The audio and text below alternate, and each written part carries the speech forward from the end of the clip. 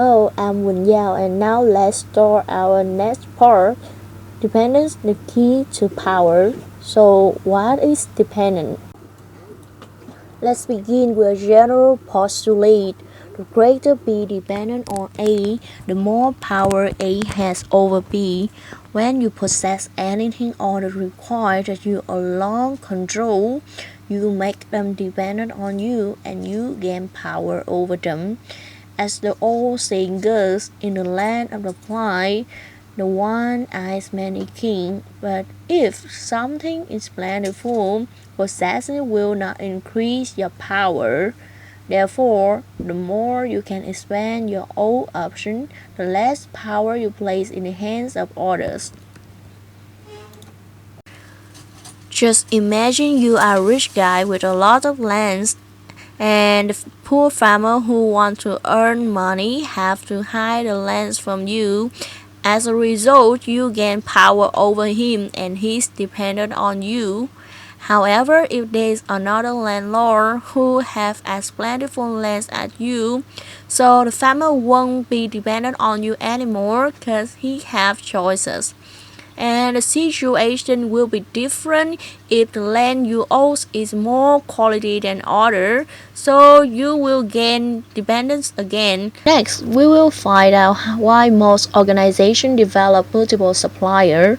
Imagine you are the owner of a local bakery and need to find Apple supplier. Luckily, you found a local store that supplies cheap apple with high quality. Thanks to the cooperation, you can make a lot of apple pie. However, your bakery cooperated happily with A until one day, due to coronavirus, A cannot import apples from China, and you have no apple to make apple pie anymore.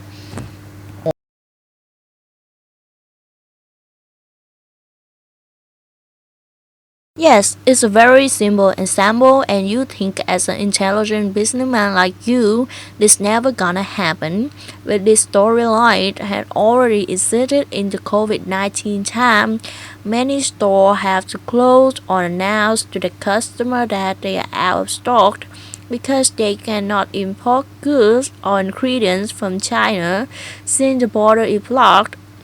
Those stores vary from food, accessory, health supplement, which used to be claimed originally from various supplier countries like America, Japan, or Australia.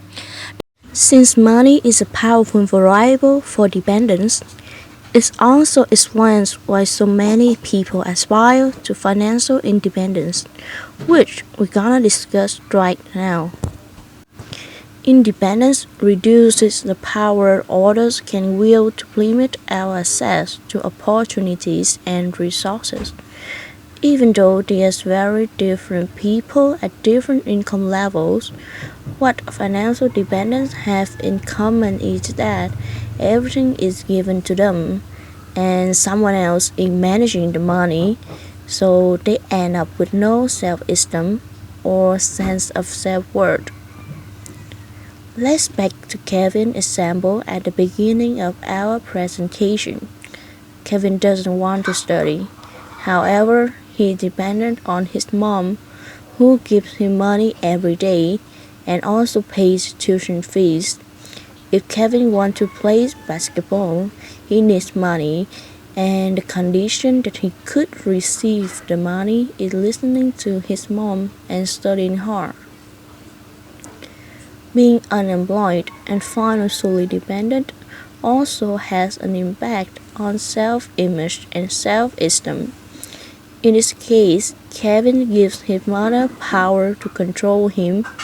However, this is not what Kevin wants, and if his mother puts too much pressure on him, he easily becomes pissed off and does a bad thing in order to get money and escape from his mother's control. Talk about financial dependence, we see it appear every day in daily life, mostly in married couples. Since the wife is dependent on her husband, he could hardly do what she really wants, and vice versa. When the husband gains too much power, He gives little attention to what his wife thinks, since he takes it for granted that she will leave him anyway. This issue creates an unbalanced relationship where we treat each other with inequality. So let's do a bit of summarize for our lesson. The first main point you must remember is that the greater B dependent on A, the more power A has over B. Move to the second main point. If something is plentiful, possessing will not increase your power. And the more you can expand your old option, the less power you place in hands of others. Finally, develop multiple suppliers rather than give your business to only one. Last but not least, remember to make yourself financially dependent if you want to gain power and you want others dependent on you. Now we have a clear view of dependence. Let's look at what creates dependence. Dependencies is increased when the resources you control are important, scarce, and non-substitutable. So now let's look at the first part, why importance is so essential in creating dependence. Remember this sentence, if nobody wants what you got, it's not going to create dependency. To create dependencies, therefore, the things you control must be perceived as being important. Back to the story of medical masks. Hardly could we imagine there would be some days the whole society demands medical masks in great number. Back to the old days, before the COVID-19 time, nobody would consider face masks as an important good, and as a result, the sales of face masks together with the price is low. Nevertheless, suddenly the virus breaks out and medical masks become so important that many people want to buy it. Consequently, store owners who have a lot of medical masks gain the power, and they use their power to adjust the market price. The price, as a result, accelerates without being noticed.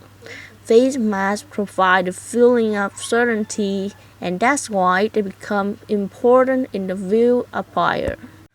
Organizations, for instance, actively seek to avoid uncertainty. We should therefore expect that the individuals or groups who can absorb an organization's uncertainty will be perceived as controlling important resources. For instance, a study of industrial organizations found that the market department in these firms was consistently rated as the most powerful. It was concluded by the researcher that the most critical uncertainty facing these firms was selling their products.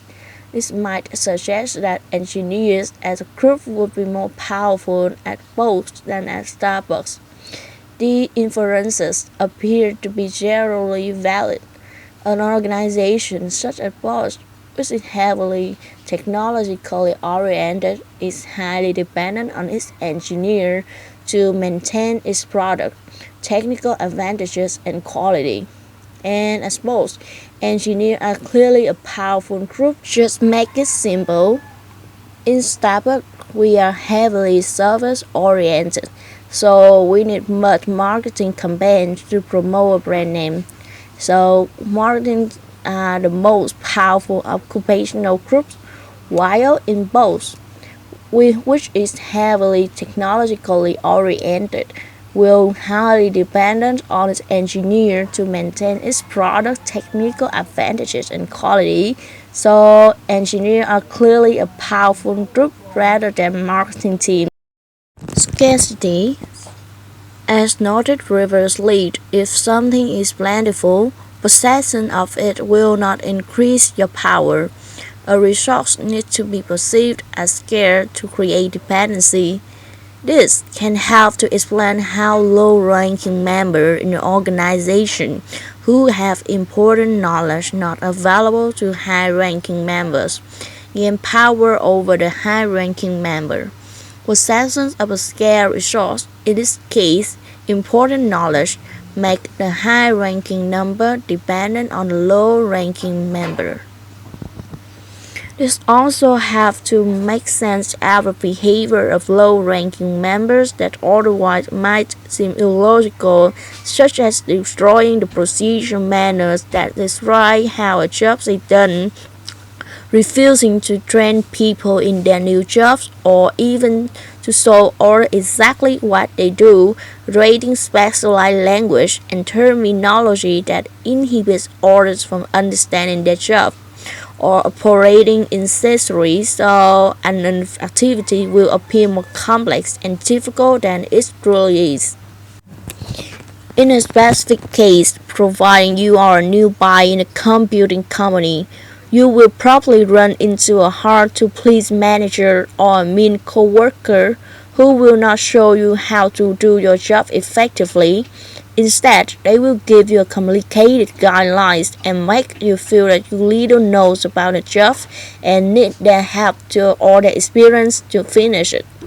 The more you depend on them, the more power they have over you.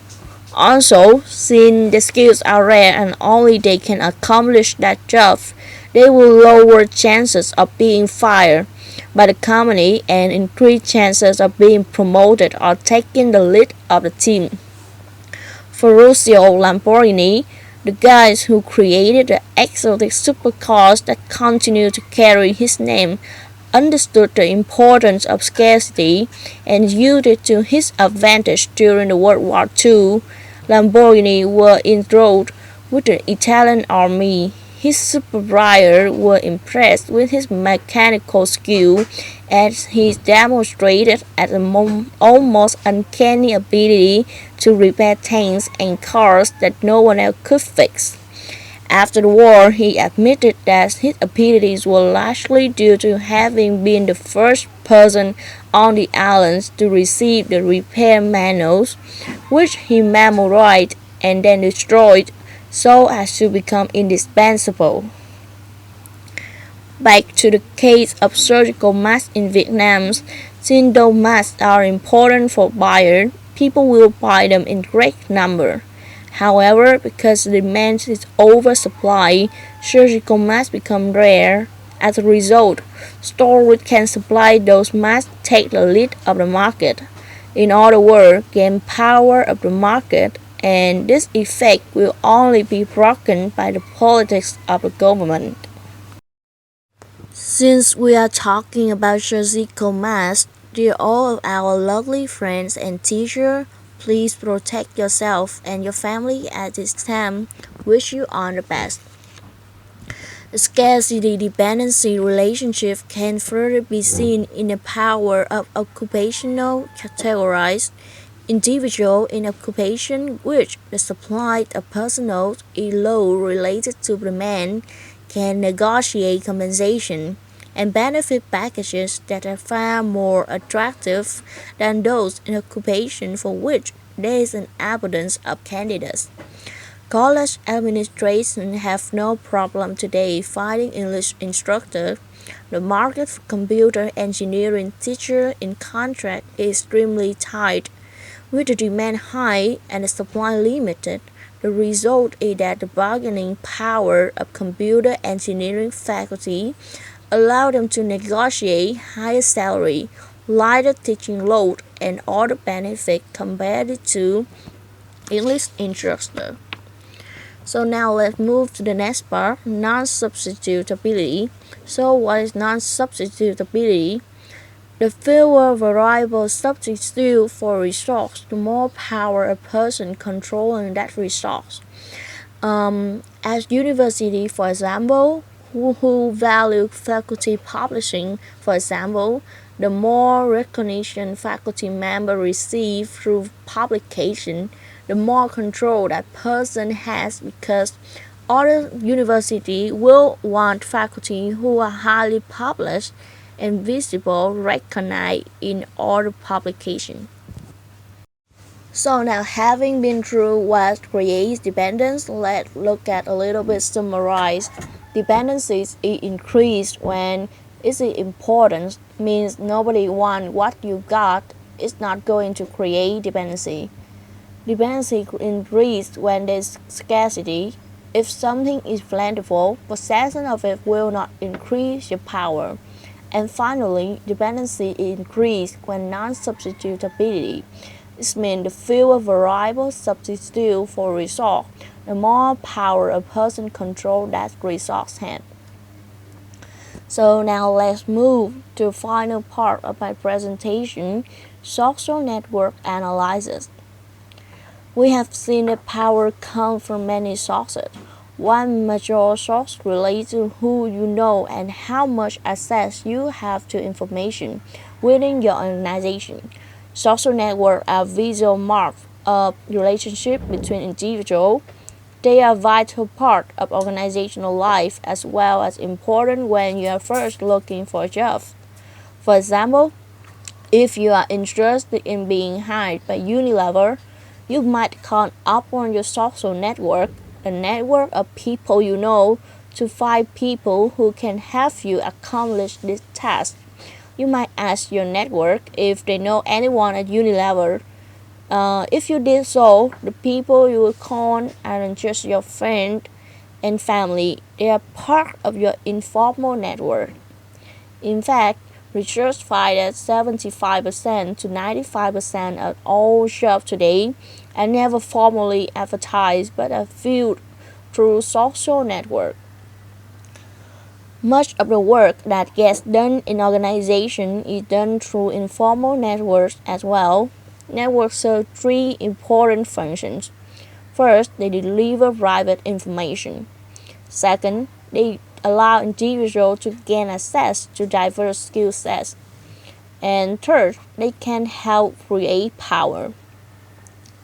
Organizations can conduct a social network analysis or in short S&A, systematic effort to examine the structure of social relationships in a group. The purpose is to uncover the informal connection within a social network or connection between people who share professional interests.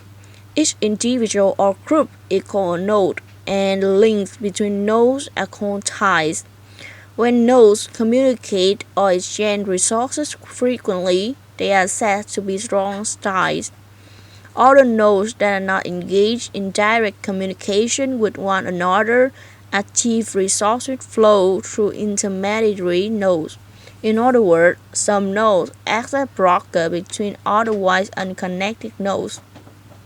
The graphical illustration is called sociogram and functions like an informal version of organizational chart. The difference is that a formal organization chart shows you how authority is supposed to flow, whereas a sociogram shows how resources really flow in an organization. Network can create substantial power dynamics.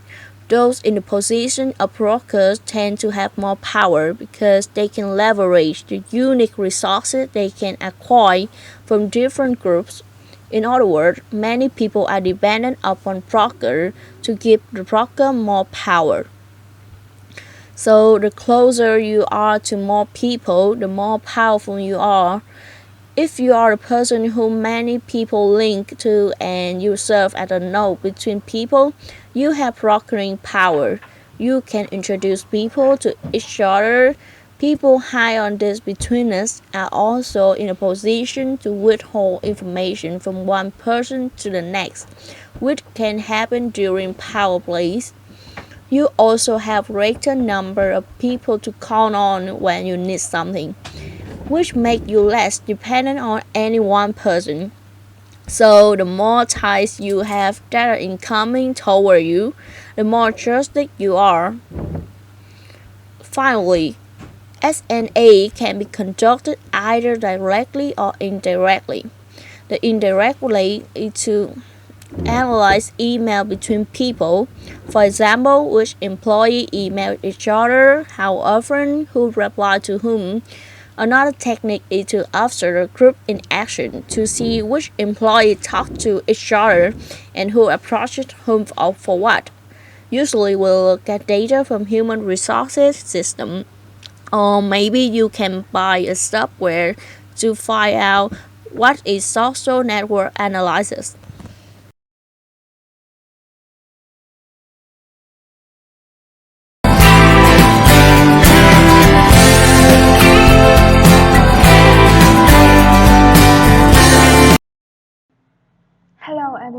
My name is Von, and today I'm going to talk about the power tactics. Power tactics is the way that people translate power base into specific actions. There are 9 distinct influence tactics. First, the legitimacy. Legitimacy is when we rely on one authority position or stressing that a request is in organizational policy or rules. Next, the rational persuasion is when we explain logically arguments and evidence to prove that the request is reasonable. The inspirational appeal is when we develop emotional commitment by appealing to a target values, need, hopes of people. Next, the consultation is when we increase the target's motivation and support by involving people in how to design the plan or how the change will be done. Next, the exchange. The exchange is when we reward the target with the benefits or favors in exchange for following the request. Next, the personal appeals is when we ask for compliance based on friendship or loyalty. The invitation is when we're using flattery, phrase, or friendly behavior peer to making a request. Next, the pressure. Pressure is when we're using warnings, repeat demands, and threats to force people follow our request. And finally, the coalition is when we enlist the aid of other people to pursue the target of using the support of others as a reason for the target to agree. Next, let's talk about how we use the power tactic. Some tactics are usually more effective than others. Especially, evidence shows that rational persuasion, inspirational appeals, and consultation tend to be most effective. On the other hand, pressure tends to frequently backfire and is typically the least effective of the 9 tactics. When we use the rational persuasion, inspirational appeals, and consultation, we encourage, support, and help people to understand clearly about the request. Why we use the pressure? We warning, we want and twist them and make them force to do something. This would make people feel some stress and decided. But some influence tactics work better depending on the direction of influence. Rational persuasion is the only tactic that's effective across the organizational levels. The inspirational appeals work best as a downward influencing tactic with subordinates. When pressure works, it is almost always to achieve downward influence, and the use of personal appeals coalition are most effective when lateral are most effective with the lateral influence atom. And you know that we also can increase the effective or it can increase the chance of success by using more than one type of tactic at the same time. The tactics will complement each other to improve the work efficiency.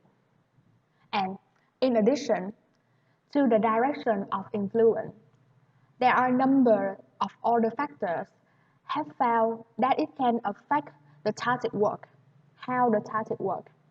These include the sequencing of tactics, a personal skill in using tactics, a relative power, the type of request, and how the request is perceived, the culture of the organization, and country-specific cultural factor.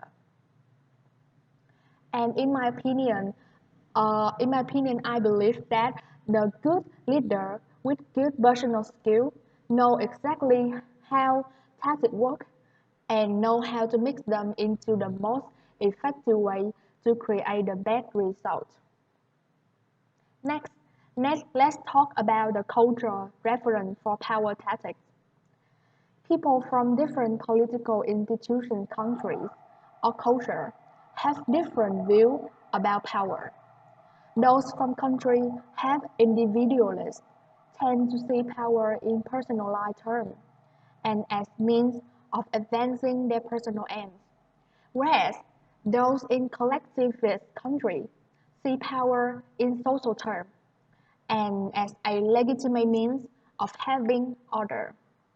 For example, the US is the country has individualist society. People in US seem to focus more on their personal aims or on their personal interests, while people in Vietnamese who living in the collectivist society, we would like to helping and sharing with each other. Next, let's take a look to the application of power tactics. You know that people are differ in their political skill or their ability to influence others to enhance their own objective. The political skill are more effective user of all the influence tactics. Political skills are more effective when the stakes are high, such as when the individual is accountable for important organizational outcomes.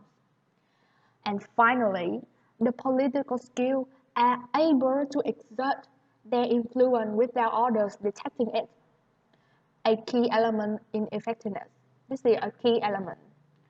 These individuals are able to use their political skill in environment with low levels of predatory or distributed justice. Lastly, different cultures have different effects of power tactics. Some are warm, relaxed, and supportive, while others are formal and conservative.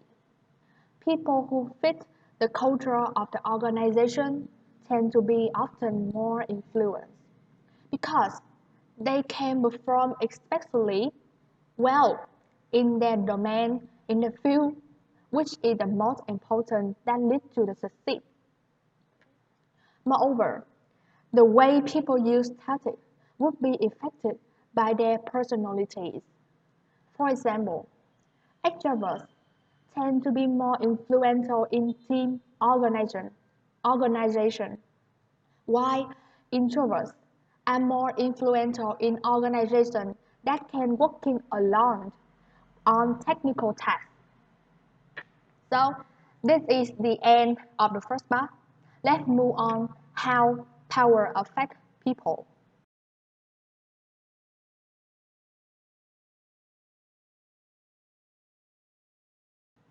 In this part, we discuss about the causes and consequences of abuse of power.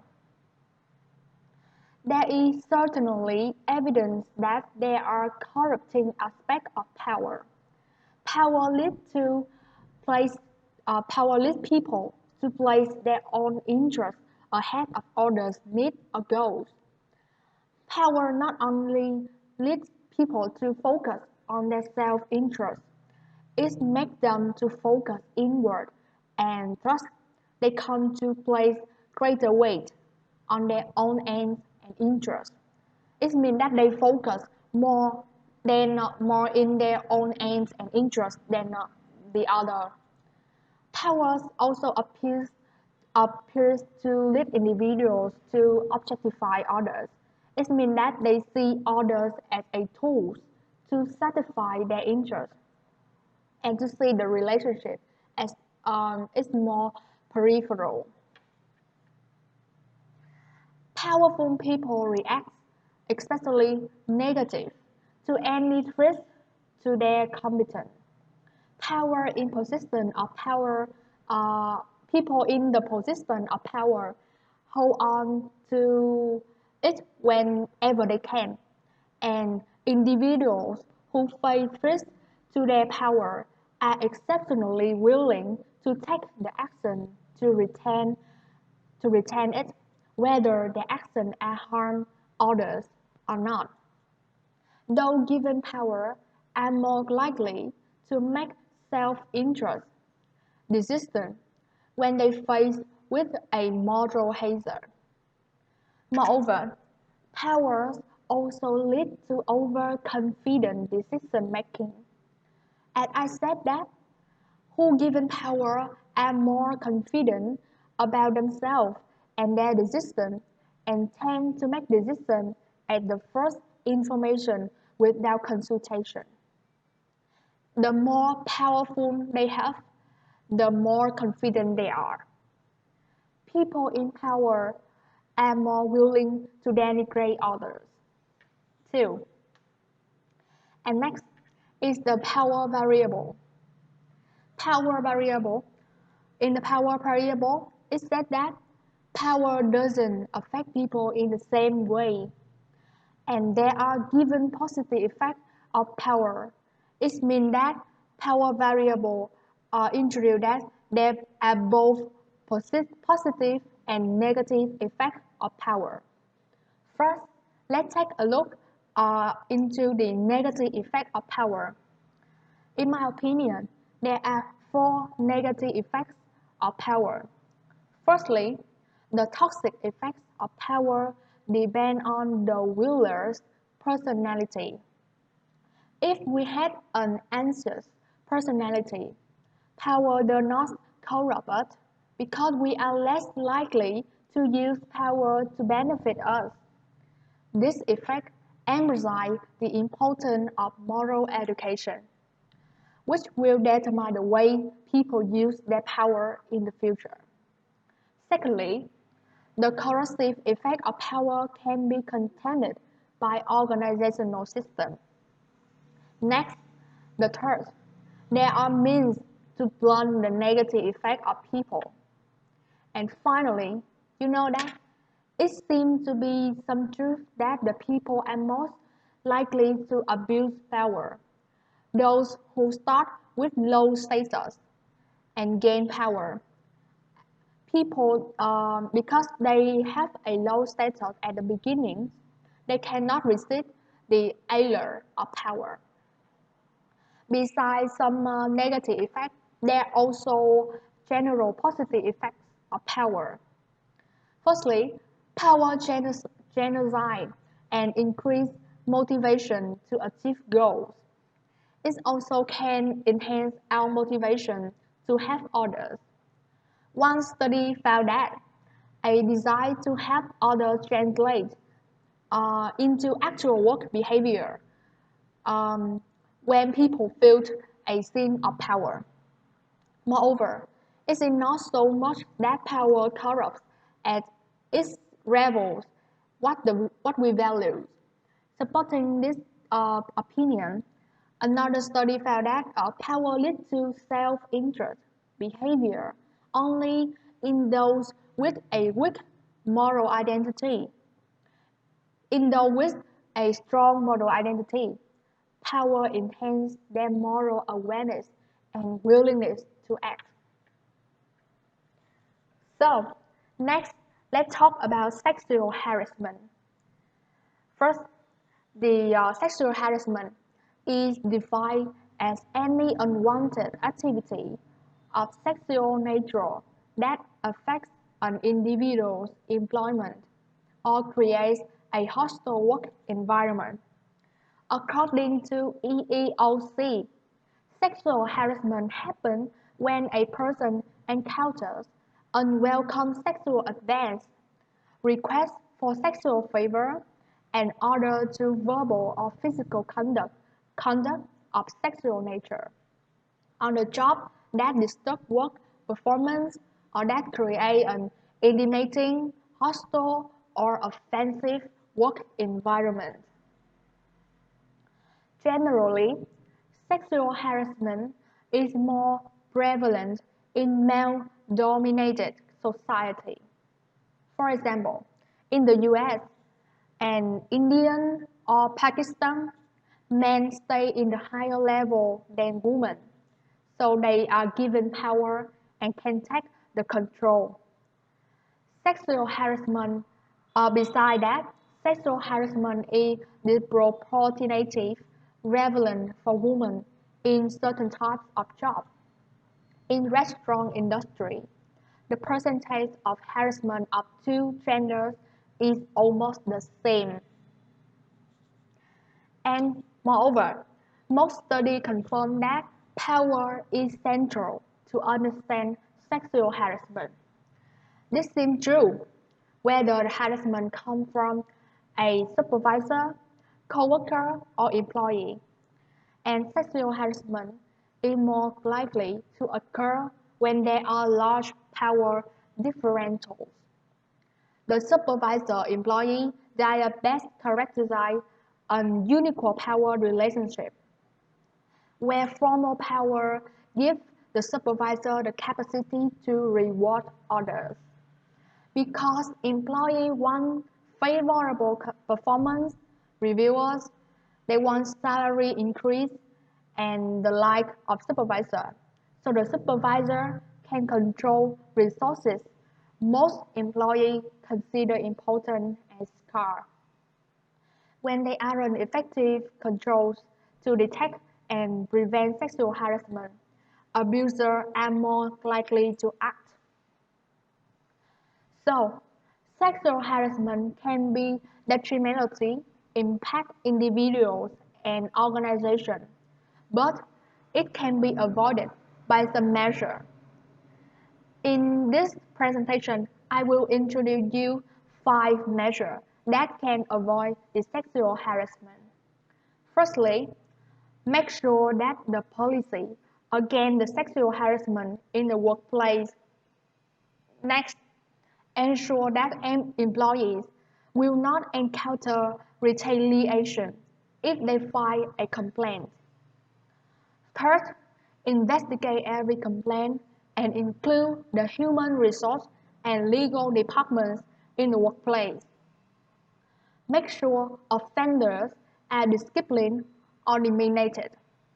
And finally, set up in-house seminars and training. And the managers have responsibility to protect their employees from a hostile work environment. And finally, the final part of my presentation is about holistic power in action.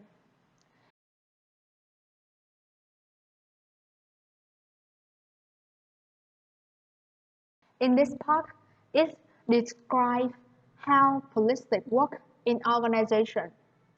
Whenever people get together in groups, power will be exerted. So let's take a look to the definition of organization politics. There are many definitions about organizational politics. For general, in this chapter, this step of politics focus on the use of power to affect decision making in an organization. Sometimes, for self-serving organizational needs, unsanctioned behavior. In this chapter 2, we talk about one of the sides of political behavior. In organization, political behavior consists of activities that are not required as part of an individual formal role, but it can influence or attempt to influence the distribution of advantages and disadvantages within the organization. This definition encompasses what most people mean when they talk about organizational politics. Political behavior is outside specified job requirements. It requires to use some attempt to use the power base. It includes efforts to influence the goal, criteria, or process, use of decision making. So this is the end of my presentation. Thank you very much.